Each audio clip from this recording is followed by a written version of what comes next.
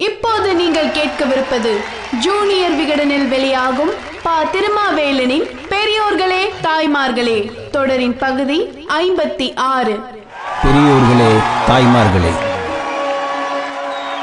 செத்து போன பிறகும் பதவி தேவைப்படுகிறது. அதனால் தான் வைகுண்ட பதவி அடைந்தார் என்று பொய் சொல்லி ஏமாற்றி போற்றுகிறோம். தகுதி இல்லாதவர்கள்தான் ஏதாவது பதவி கிடைக்காதா என்று ஏங்கியும் கிடைத்த எல்லா பதவிகளையும் விடாமல் வைத்துக் கொண்டும் வலுக்கட்டாயமாக பறிக்கும்படியும் நடந்து கொள்வார்கள். ஆனால் தகுதியால் நிறைந்தவர்கள் பதவி வருவதை தன்மேல் மாயிலை படுவதைப் போலவும் பதவி விலகுவதை மாயிலை கீழே விழுவதைப் போலவும் மிகச் சாதாரணமாக நினைப்பார்கள். பிரகாசம் ஆட்சியில் விவசாய அமைச்சராக இருந்து பதவியை தூக்கி எறிந்த PS குமாரசாமி ராஜாவுக்கு 1949 முதலமைச்சராவதற்கான வாய்ப்பு கிடைத்தது. ஓமந்தூராருக்கு அடுத்து யார் சென்னை மாகாண முதலமைச்சர் என்ற போட்டியும் பொறாமையும் கலந்த அரசியல் அந்த காலத்திலேயே நடந்தது. பக்தவச்சலத்தை முதல்வராக்கலாம் என்று காமராஜர் நினைத்தார். தினசரி ஆசிரியர் TS சொக்கலிங்கமும் C சுப்பிரமணியமும் காமராஜரை சந்தித்து ஏன் PS குமாரசாமி ராஜாவை முதல்வராக்க கூடாதா என்று கேட்டார்கள்.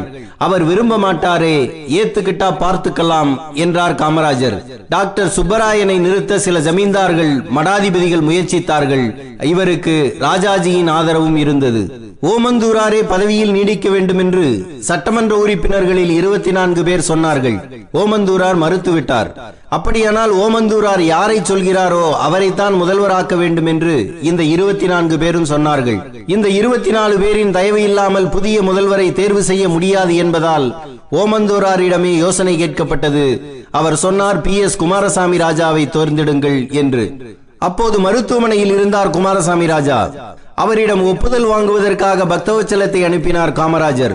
உங்களுக்கு ஒரு மகிழ்ச்சியான செய்தியை கொண்டு வந்திருக்கிறோம் என்றார் பக்தவச்சலம். என்ன என்று கேட்ட குமாரசாமியிடம், அடுத்த முதல்வராக நீங்கள் தான் தேர்வு செய்யப்பட இருக்கிறீர்கள் என்று சொல்லப்பட்டது. காமராஜ் சம்மதம் தெரிவித்து விட்டாரா என்று கேட்டார் குமாரசாமி. அவர் ஒப்புதலுடன் தான் வந்துள்ளேன் என்றார் பக்தவச்சலம். எனக்கு முதலமைச்சர் பதவி வேண்டாம், விருப்பமில்லை என்று குமாரசாமி சொல்லி அதற்கான காரணங்களையும் அடுக்க ஆரம்பித்தார். முதல் காரணம், எனக்கு உடல் நலம் இல்லை, அதனால் இந்த பொறுப்பை ஏற்க இயலாது என்பது. இரண்டாவது காரணம், சுதந்திரத்துக்கு முந்தைய கட்சி போல இப்போது காங்கிரஸ் கட்சி இல்லை. நாட்டு விடுதலையை மட்டுமே குறிக்கோளாக கொண்டு எந்த சுயநலமும் இல்லாமல் ஒரே குடும்ப சகோதரர்களாக நாம் போராடினோம். ஆனால் இன்று பதவிக்காக ஒருவரை ஒருவர் வீழ்த்த நினைக்கிறார்கள். போட்டி பொறாமை அதிகமாகிவிட்டது. கோஷ்டி மனப்பான்மை உள்ளவர்கள் அதிகம் இருக்கும் காங்கிரஸ் கட்சியில் என்னால் முதல்வராக நீடிக்க முடியாது, என்னை விட்டுவிடுங்கள். இந்த இரண்டு காரணங்களையும் நீண்ட நேரம் விளக்கினார் PS குமாரசாமி ராஜா. இவர் போட்டியிடாவிட்டால் ராஜாஜி ஆதரவு பெற்ற டாக்டர் சுப்பராயன் வெற்றி பெற வாய்ப்பு உள்ளது என்பதால் ராஜாவையே முதல்வர் பதவிக்கு கட்டாயப்படுத்தினார் காமராஜர். குமாரசாமியும் காமராஜரும் இளமை காலத்து நண்பர்கள். பேருந்துகள் அதிகமில்லா காலத்தில் மாட்டு வண்டியில் படுத்தபடி விருதுநகரில் இருந்து ராஜபாளையத்துக்கு வந்து விடுவார் காமராஜர்.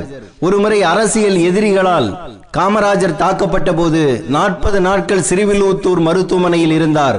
அதன் பிறகு ஓய்வு எடுத்தது குமாரசாமியின் வீட்டில் தான். எனவே இந்த நட்புக்கு மரியாதை கொடுக்கும் தன்மையில் முதல்வர் பொறுப்புக்கு சம்மதித்தார் குமாரசாமி ராஜா. தமிழ்நாடு காங்கிரஸ் சட்டமன்ற கட்சி தலைவர் தேர்தலில் PS குமாரசாமி ராஜாவுக்கு 105 வாக்குகளும் சுப்பராயனுக்கு 89 வாக்குகளும் கிடைத்தன. குமாரசாமி ராஜா முதல்வரானார். காமராஜர் ஓமந்தூரார் ஆகிய இருவரையும் அவர் வீட்டுக்கு சென்று சந்தித்தார். இது அவரது கடமை. ஆனால் தன்னை எதிர்த்து போட்டியிட்ட சுப்பராயன் வீட்டுக்கும் போனார். யாருடன் முரண்பட்டு அமைச்சர் பதவியில் இருந்து விலகினாரோ அந்த பிரகாசம் வீட்டுக்கும் போனார். தனது அமைச்சரவையில் டாக்டர் TSS ராஜனுக்கு அறநிலையத்துறை அமைச்சர் பதவியை கொடுத்தார். இளைஞரான குமாரசாமி ராஜா சாத்தூரில் காந்தியை சந்தித்து கையெழுத்து வாங்க வந்தபோது கையெழுத்தாவது கையெழுத்தாவது என்று அவரை தட்டிவிட்டவர்தான் TSS ராஜன். அப்படிப்பட்ட ராஜன் வீட்டில் கஞ்சா வைத்து எடுக்காமல் அமைச்சர் பதவியை கொடுத்தவர் ராஜா. நான் எனது என்னால் தான் முடியும் என்று இவர் சொல்லிக் கொள்ளவில்லை. நீங்கள் என்னை தேர்ந்தெடுத்ததை நான் மிகவும் பணிவுடனும் ஓரளவு தயக்கத்துடனும் ஏற்கிறேன்.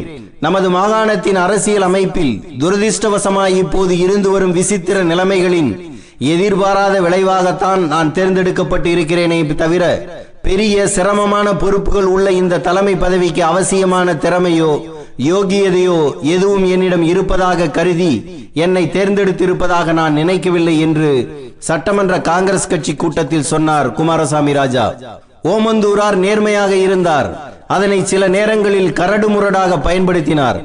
அதே நேர்மையை மிக நுட்பமாக அலட்டி கொள்ளாமல் பயன்படுத்தினார் குமாரசாமி ராஜா. நிர்வாகத்துறையில் ஒரு பிரிவாக அதுவரை நீதித்துறை இருந்தது.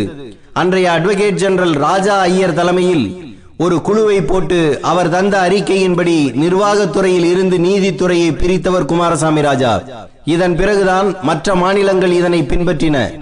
மின்சார தேவை அதிகமாக வருவது தெரிந்ததும் மின் விநியோக நிறுவனங்களை நாட்டுடைமையாக்கினார். ராஜபாளையத்தில் அவரது உறவினரிடம் மின் விநியோக நிறுவனம் இருந்தது. அதைத்தான் முதலில் நாட்டுடைமையாக்கினார். இன்றைக்கு உள்நோக்கத்தோடு தனியாரிடம் மின் தயாரிப்பை ஒப்படைத்துவிட்டு நமக்கு வேறு வழி இல்லை என்று நத்தம் விஸ்வநாதன் கையை பிசைவது போல அல்ல அவர். எங்கே புதிய மின் திட்டம் வரப்போகிறது என்று பார்த்து அதை சுற்றியுள்ள இடங்களை அடிமாட்டு விலைக்கு வாங்கி அநியாய விலைக்கு மகனை வைத்தே விற்கும் வித்தைகள் அறியாதவர் குமாரசாமி. இவரது ஆட்சியில் தமிழ் மொழி முதன்மை பாடமானது. ஹரிஜன மேம்பாட்டுத்துறைக்கு தனி அமைச்சராக கே பரமேஸ்வரனை நியமித்தார். புதிய நீர்ப்பாசன திட்டங்களை அமல்படுத்தினார். அறிவியல் சார்ந்த விவசாயத்தை ஊக்குவித்தார். விவசாயிகளுக்கு இலவச வீரிய விதைகளை கொடுத்தார். விவசாய வருமான வரி சட்டம் கொண்டு வந்தார். கோயில்களுக்குள் தாழ்த்தப்பட்டோர் நுழைய வழி ஏற்படுத்தி கொடுத்தார். ஆண்டாள் கோயிலுக்குள் ஹரிஜன பிரவேசம் இவரால் நடந்தது. இப்படி ஏராளமான சாதனைகளை செய்த முதலமைச்சர் குமாரசாமி ராஜா 1952 தேர்தலில் தனது சொந்த ஊரான ராஜபாளையத்தை உள்ளடக்கிய ஸ்ரீவில்லிபுத்தூர் தொகுதியில் தோற்று போனார். சிவகாசி நாடாளுமன்ற தொகுதியில் காமராஜரும் அந்த எம்பி தொகுதிக்கு உட்பட்ட ஸ்ரீவில்லிபுத்தூரில் இவரும் போட்டியிட்டார்கள். காமராஜருக்கு வாக்கு கேட்டாரே தவிர தனக்கு கேட்கவில்லை. எப்படியாவது வெற்றி பெற வேண்டும் என்று சிலர் சொன்ன தவறான ஆலோசனைகளை இவர் ஏற்கவில்லை.